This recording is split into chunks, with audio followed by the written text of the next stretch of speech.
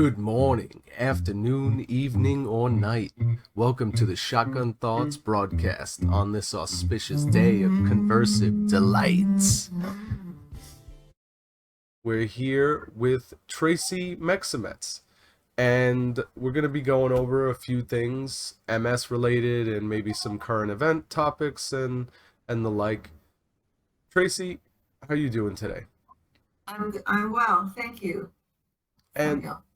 And was there anything recently that I lost my train of thought. Well, that's not good. Anyway, so I recently got COVID. Right now I have COVID. So we're coming off of that, and I'm sorry I've been away for so long with the podcast, but we've just been trying to get a few things in order and keep my health and my sanity in check at the same time. Okay. Is there anything that you've been going through, Tracey, since the last time we spoke? Well, I did have COVID as well, and I think I got it from an airplane, like being on a plane. Oh, really? And where'd you go? Vancouver. Okay. So local? Yeah. Within the country? Yes. Okay. You visiting Yeah. family? Friends? No, to babysit a couple of dogs. Oh, God. Well, do you think you got it on the plane ride there or from the people that you went on to? the way home. Okay. Okay. Yeah, and I didn't wear a mask No. on the plane. I hate wearing a mask. No, I can't stand it. I mean, I have asthma, and it's just insufferable anyway. Whether you got asthma, any condition, it's pretty insufferable, you know? It is. Yeah. So following that, was there, like, on the plane, was it something that kind of gave you a hint as to what might be going on? I had no idea, actually. And my mom did a COVID test on me, and she's like, "Okay, Tracey, we're going to the hospital." I said, "Why?" She said, "You're positive." I was like, "Ah!" So Oh, we went to wow. the hospital. A couple of hours later, got to see a doctor, and he said, "Okay, well, I can't really advise." Yeah, it was just a funny setup with the government. Mm-hmm. So you call this number to get help, but you can't get help from the doctor. So it's really screwy. That's Alberta Health Care. And so then I called this number that he told me to, and I said, "Hi, I'm calling because I have COVID." She goes, "You sound terrible." And I said, "Thanks." That's all she said. There was Yeah. Really? Yeah. So what'd you have She to do said, from there? well, I had received some viral medication, and I don't remember how I got it. Was it ivermectin or something new? Oh, it was Premarin. Oh, okay. Was that one of the new solutions that they had come up with, or was that something that was already good for the cold and flu, like ivermectin? Oh, I don't know. Okay, okay. Yeah. And that seemed to help? You had improvements from that? A lot. I was worried because I have MS, and so just having my immune system compromised in the first place, and then with COVID, it was again, Yeah. and I slept a lot. That probably helped quite a bit, for sure, because you put up your defenses. You're gonna get the best shot your body's got if you're getting good rest. Mm. So was there anything that you looked into that you were looking to do for COVID that you've heard? Like anything vitamin wise or supplement or No, I just went with what the doctor told me okay. and called the number he said to call. Yeah. Okay, well that's good. I'm glad that worked out and everything was okay. Were there any side effects? Was it a vaccine or just an antiviral compound? I'm not sure. Do you remember? An antiviral compound. Okay. All right. Mhm. So you're probably better off. I don't did you get the COVID vaccine? Yes, I did. I had it 4 times. Yeah, 4 times. Oh, wow. And Okay. Which one did you get? now Moderna, Pfizer? Pfizer. Okay. All right. Yeah. Have there been any complications or anything like that? Thank God. No. I'm happy to hear that. I'm really happy to hear Yeah. that. Oh, So will you be get how many are there now? Five, six? that I've had. No, no, no. In general, I know Oh, that they in have general. quite a bit of the boosters that they're up to now. Okay, I don't know. I just know Pfizer and Moderna. Okay. Yeah, I think don't they have five total shots that you can get with the Yes. vaccine? Yeah, Yeah. that's intense. Were you feeling anything other than because I know people I knew that got the vaccine, they would be sick for maybe a week or so, or at least, defeated in some way, maybe, unenergetic or maybe Oh mentally yeah. fatigued. You were that like that too? Oh yeah. I slept the whole time Yeah. and not aware of my surroundings. Just give me sleep. Yeah. All right, well, thank God that was pretty smooth. How often were they making you go back for the next shots, the boosters? Samuel, I can't remember. Okay. Okay. But it was Yeah, pretty much within the COVID epidemic, the height of that. you're right. Yes. Okay. Yeah, there was a lot of frenzy going on during then. I really hesitated, especially because they weren't certain about the side effects and the interactions, and I had things that I was taking, and I really just didn't want to go with anything that was completely uncertain, especially because I'm young. I know that I'm very healthy. I get my blood work checked pretty, at least regularly, go for my checkups and stuff. I could be more physically fit, but at the same time, I'm no sucker to think that my body can't defeat, the flu virus or its equivalent. So I kind of just I trusted my luck and my intuition with that. I had to suffer pretty greatly economically, financially, with my career and with my work at the time, because New York City, they really weren't playing around. They pretty much eventually, I think by it was like the end of 2021, they were pretty much full on with having the vaccine, and almost every employer was mandating that. So Okay. there's ways around it, and there's things that can be done. So sometimes you gotta do what you gotta do, Yeah. and sometimes making those sacrifices and kind of enduring, getting through it all. It might not seem it at the time. It seemed foolish a little bit. But I wasn't getting sick.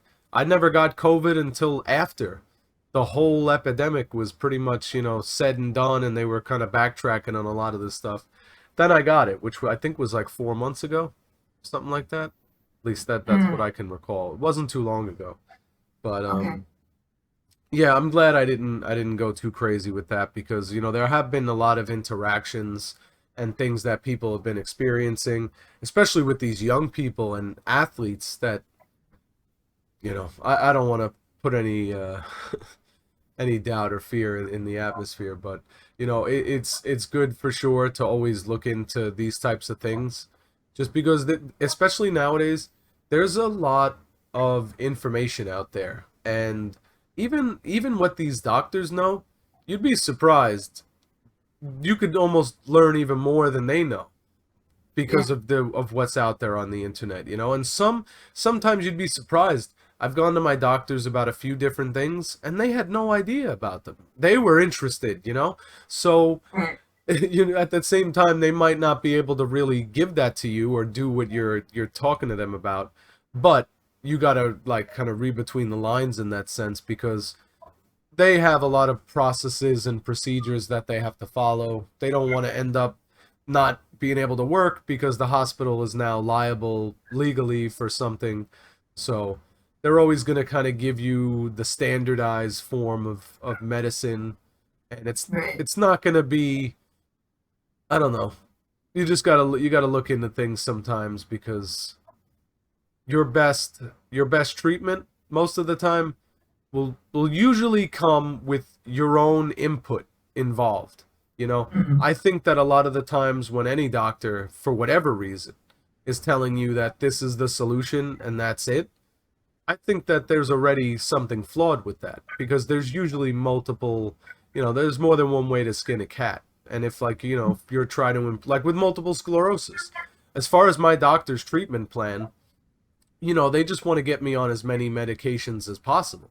So, yeah, I mean, if I had taken every medication that they had offered me up to this point, I would be, I'd literally have to go to the pharmacy once a week to just re-up my 15 medications that they want me to be taking every day.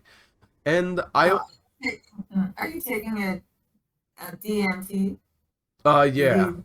yeah, Yeah. the Which Kesimpta, one? Okay. I'm on Ocrevus. Ocrevus.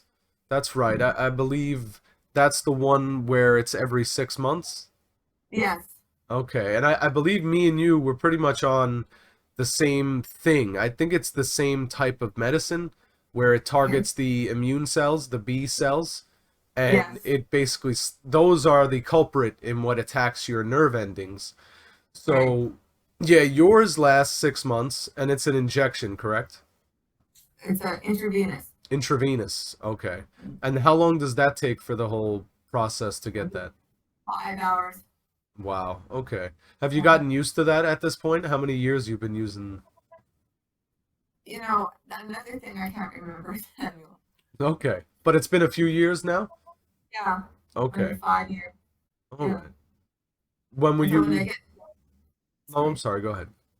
when I get the infusion, um, it's always the same nurse that does it, and we're friends, and so we just talk. Plus, they have Netflix. Oh, okay. All right. That's not too bad. Okay. Oh, so it's pretty, yeah, same. Yeah, Pretty real. it's turned into a routine, I'm sure, where it's like, all right, I get to go talk to my friend now and watch some Yeah, Netflix. Netf exactly. Netflix and chill, as the kids would say. Yeah. And still, Yeah. Okay. So when were you diagnosed with multiple sclerosis? I was diagnosed in 1997. Okay. So it's been some time. And what was the heads up? What was the thing that really ticked you off to something was not right here. I need to get some really specific diagnosis or Okay. diagnostics. The first thing that happened to me was my vision. I couldn't cross the street because I couldn't. I looked to the right, and I couldn't. It was all blurry. Really?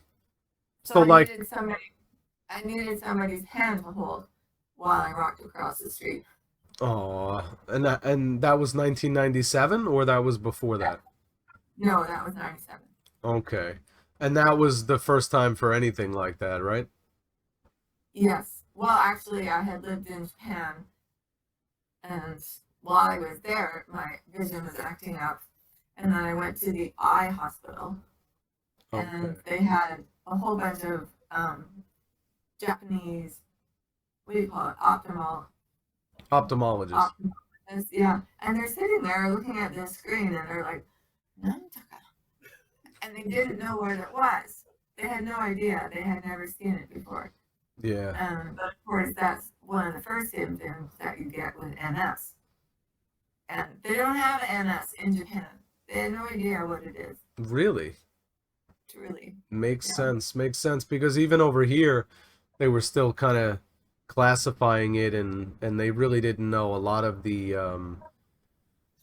clear signs of what it was. I'm sure that with the MRIs it was a lot clearer, but even now, like for me, 2021, the end of 2021 is my when my diagnosis was, and pretty much what started for me was the floaters, really Oh, an extraordinary amount of floaters. Like I knew how my vision was, and some days it was way worse, where it was like I literally had blurry vision in some splotches of my parts of my eye.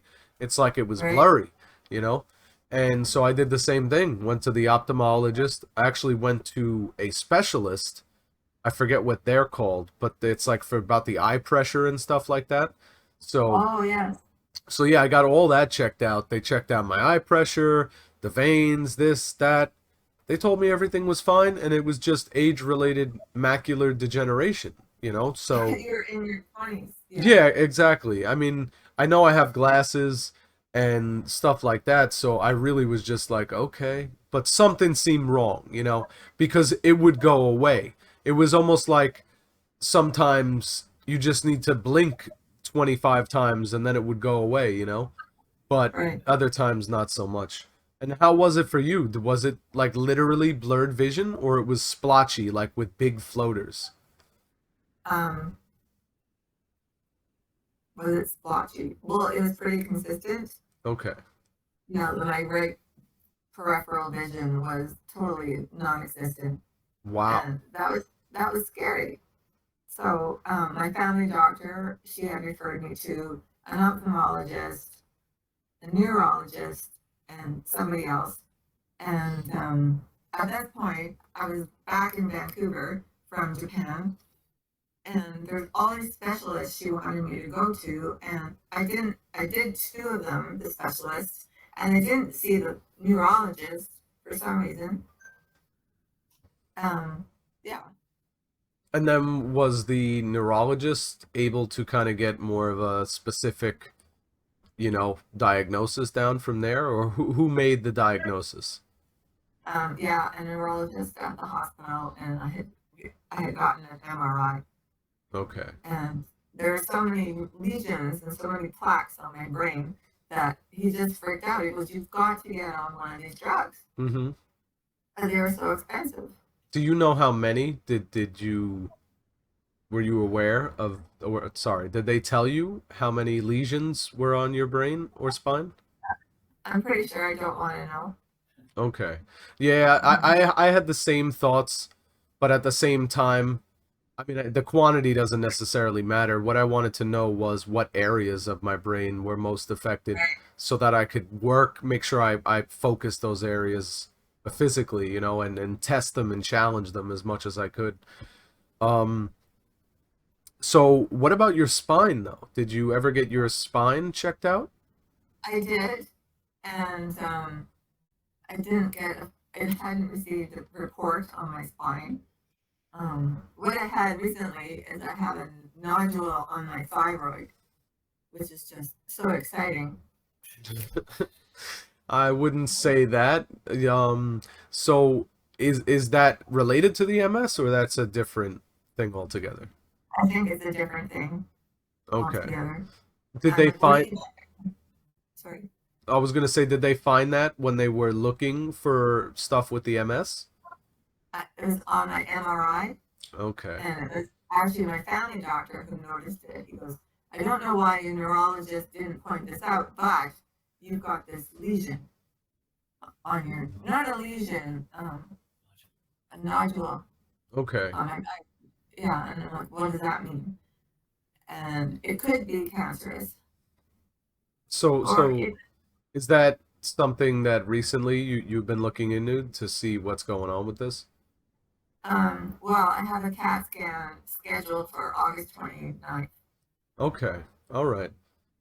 Well, I hope everything comes up okay with that Mm, and it's nothing yeah, cancerous or going to be a problem in the future.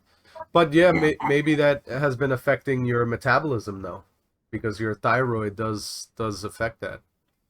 yeah. It affects all the hormones. Exactly, yeah. So at Yeah, least at the very least, sometimes it's good, when we're looking for one thing, sometimes we find another, and that handling everything we can when we find it.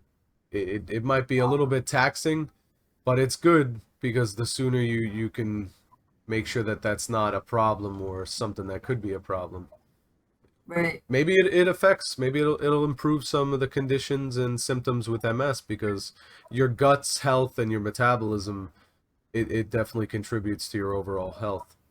Yes, definitely. So I have a theory about this, that I have MS, which is debilitating, And so I can't possibly get another serious thing. Like, I'm not going to stand for the fact that, oh, Tracey, we think that this might be cancerous. I'm like, shut up.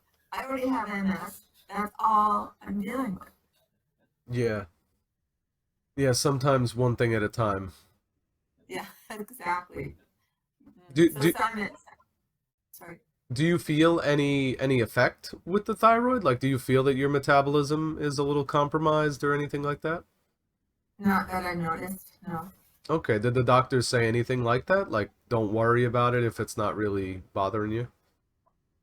Yes, it's not really bothering you, and I wouldn't know what to expect, Yeah. anyways. Yeah. Yeah, that's true. It's like, all right, well, I guess I'll just ignore it until I have a real reason to come here. Just like the doctors want. As long as you're leaving saying everything's all right, that's it. That's all they're concerned about.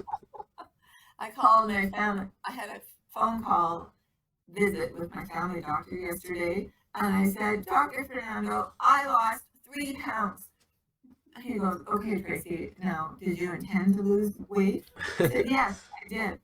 And he goes, well, okay, now, in your situation, he said, it might be better for you to have a little extra weight. I'm like, why? That's I'm interesting. like, totally. How Because, well, if you don't mind me asking, are you, within your correct BMI and stuff like that? um, with the drug I'm taking, you mean? No, I'm just saying for the height that you are and the weight you are, would you say Oh, that you're within the healthy range? yes, that's what my doctor said. Okay. Well, that's Yeah, interesting. so, I do understand the sentiment though, for sure, because I've had clear examples with my grandparents where and my parents where if they weren't a little bit heavier than average, they would have suffered in the hospital more than they already did, because there's going to be times, even me, I'm 32 years old. I got COVID right now and I don't really have an appetite. And part of why I haven't been getting better as fast is because I haven't really been eating. So right, thank God I got some extra weight on me that for my body it's not too much of a problem. But right. yeah, it's always good. It's like a little safety net, little bit of security. I think there's a reason why fat people or people who were heavy and people who were pale as all hell, they were Right. um they were seen as the wealthy, the elite and stuff like that Oh, because okay. there's So definitely fat people are jolly. basically yep. But there were reasons for it. It's because it made sense back then when survival was important. Being a big guy meant that somehow you were doing all right. Yeah, So you're healthy. yeah, Yeah, exactly. You might have other concerns now, but that's a different story. right. So Samuel, if somebody wanted to listen to this podcast, what do I tell them to do? That's actually very good that you brought that up because some of our viewers might be coming from different places, whether it's in the world or mediums of online services. You can pretty much find the podcast anywhere online on Spotify, YouTube, iHeartRadio, a lot of these online podcast and radio platforms. And what's it called? The Your podcast? Shotgun Thoughts podcast, and it Okay. usually new episodes at least once a month. I'm trying to Mhm. have as many out as possible, but Okay. we're ultimately trying to figure it out as we go along because it's nice to have something to work with if you're trying to build it from the ground up. Otherwise, you just kind of it's all thoughts and stuff moving around in your head and nothing's actually happening. Right. So, what would you say is most difficult about having MS? The fact that it um, stopped my career like full out, and I was an immigration lawyer for 3 years. I finished law school in 1994, and by 1997, I was diagnosed. I'm like, what the hell is this? So yeah, so it derails. I would say derailed my life. Yeah, absolutely. I can understand that because pretty much the same here. I was already on a derailment prior to my diagnosis, but it was because of the MS that I pretty much Floaters. say again. I'm sorry. The floaters. Yeah, and a lot of other things. Mainly, what was the turning point that pushed me to really push my doctors to do a little bit more, and to get the MRI and everything was that I had a severe case of foot drop on my Oh, right leg. yes. So that pretty much debilitated me. All of the jobs, I work as a cook, and I was doing, some side gigs as contracting and stuff like that. And all of it's physical. So I was ending up hurting myself quite a bit, getting into accidents, and I didn't see it as something I could sustain and not end up having my health suffer dramatically for it. So I had to see what was going on, and luckily being able to get that diagnosed in the middle of COVID was kind of a blessing and a curse, I basically was having difficulties with employment because of COVID, and then the diagnosis came along, and it really put in my head where my focus should be, because if my health is not there, then I can't work, I can't do anything. So especially that I have a dangerous, or at least debilitating condition, Mm. I figured, I can't keep putting my health second.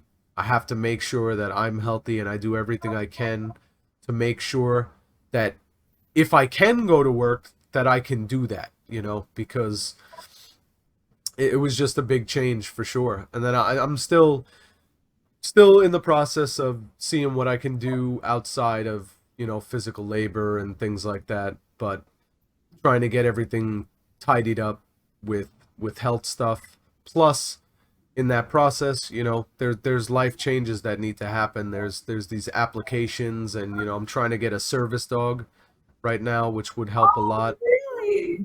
Yeah. Okay, and what would the dog do for you? I really was quite surprised that there is a lot that they can do for you. I was really looking for the companionship, and, like having that extra assistance, because when I walk, sometimes I'm a little weak on my right side. So, Mm. or a lot weak certain days. So it would always be good to have a dog there that, if I needed help, he could go run, get somebody for help. So not only could the dog do that, but they can open doors for you. They can take your pants off. They can do a lot of things. They can go get water, like a bottle of water from the fridge for you. So they can help you out in a lot of ways. Plus they it's a program. Things are a little bit, it's a bit of a process, but they'll get the dog certified. They can be on the plane with you. They can pretty much go anywhere that a human can go. They can go Right. with you. Cool. Yeah, so I'm And so excited about that, but I'll be yeah, waiting. you would have a best friend. Yes, it'd be very nice to have a dog that, is dedicated to making sure if there's something that goes wrong, that there's an option I have for Right. myself. Right. Hmm. How about you? You have any animals? No, actually, I would love to have a cat, but my husband is allergic, and I'm like, just suck it up." Sometimes is it a really bad allergic reaction? Yes, Yeah. yeah, he gets like really bad. Um, Rashes? no, not rashes so much, but his breathing is affected. Ah, okay. Yeah, Yeah. I've had a few close friends that were allergic to cats, and surprisingly, I mean, they were younger. It does help when you're really young, but you will definitely build an immunity to that slowly. My friend, I knew him for, he was visiting my house for at least 10 years, and within those 10 years, he didn't have any reaction anymore. His nose would get a little sniffle, but that was it. He wouldn't have any of the rash. He would get, on his neck, he'd get very red and stuff like that. So Yeah. I was very surprised. And then, believe it or not, my wife, when I first met my wife 4 years ago, she had a pretty strong allergy to cats, a noticeable one where she would break out.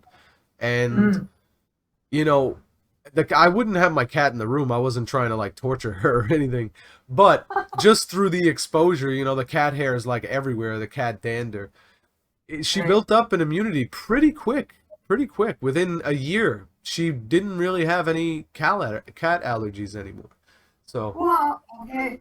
I'm gonna tell my husband that. yeah, don't say it came from me though. No, I would never.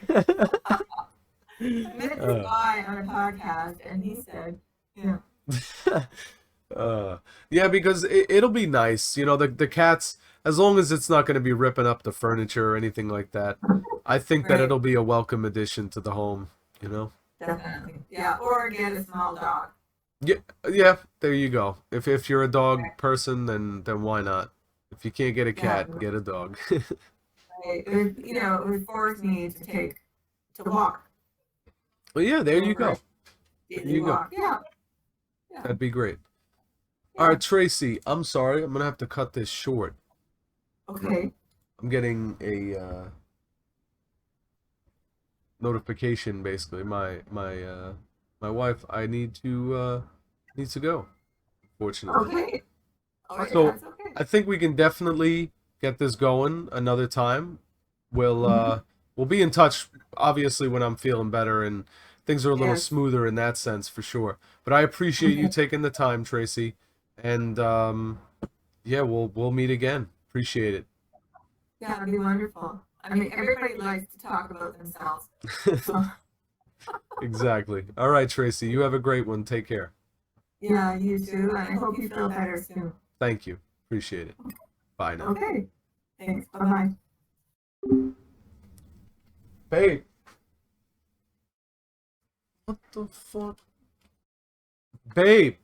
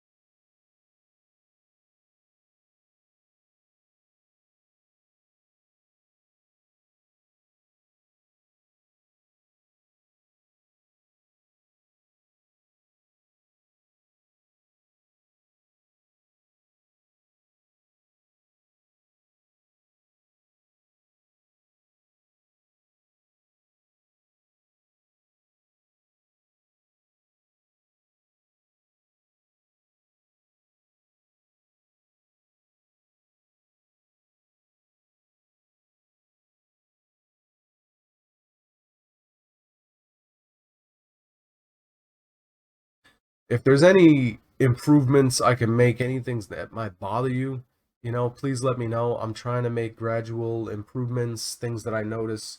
I don't have the most time in the world. I could always have some more. I'm sure most of us would say the same. So anyway, we'd like to get some improvements going. So if you have anything to add, that would be great. I appreciate it, good or bad, regardless. Thank you for your time listening here today. Take care, everybody. Have a good one.